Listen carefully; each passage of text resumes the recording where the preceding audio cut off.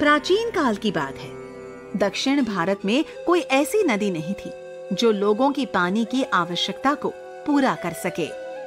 पानी की एक एक बूंद के लिए दक्षिण भारत के लोग तरसते थे। लोगों के सामने पानी की समस्या बड़ी विकट थी।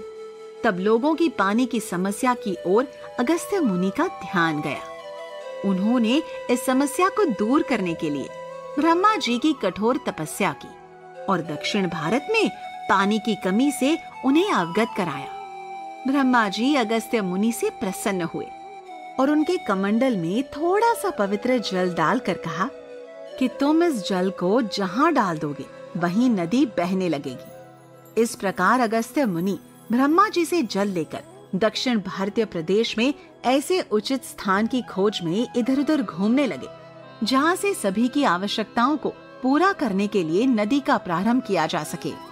घूमते घूमते अगस्त्य मुनि कुर्ग नामक स्थान पर पहुंचे।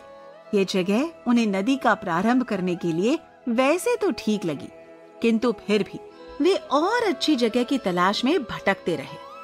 जब गणेश की दृष्टि अगस्त्य मुनि पर पड़ी तो उन्होंने सोचा कि इस परोपकार के काम में मुझे अगस्त्य मुनि की सहायता करनी चाहिए।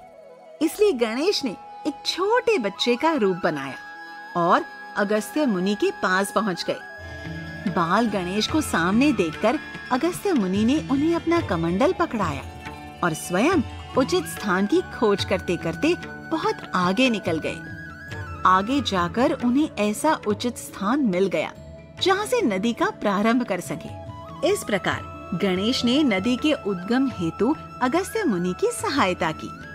कुछ ही देर में गणेश जल से भरा हुआ कमंडल जमीन पर रखकर अगस्त्य मुनि के पास पहुंच गए। अगस्त्य मुनि जब गणेश के साथ उस स्थान पर आए जहां कमंडल रखा हुआ था तो उन्होंने देखा कि एक कौवा न जाने कहां से आया और कमंडल पर बैठ गया। मुनि ने कौवे को तो भगा दिया, किंतु कमंडल के हिलने से जल की कुछ बूंदें जमीन पर गिर गई। अब क्या था, जल की बूंदों के जमीन पर गिरते ही वहां एक विशाल नदी बहने लगी। वही स्थान आज भी कावेरी के नाम से जाना जाता है। इस प्रकार गणेश की सहायता और अगस्त्य मुनि के प्रयासों द्वारा दक्षिण भारत के लोगों की पानी की समस्या कावेरी नदी के उद्गम द्वारा पूरी हुई। कहते हैं कि दक्षिण भारत के लोग आज भी कावेरी को देवलोक की नदी समझते हैं, क्योंकि यह अगस्त्य मुनि द्वारा पृथ्वी पर अवतरित की गई है। कावेरी के पवित्र जल द्वारा आज भी संपूर्ण मानव जाति को जीवन दान मिल रहा है।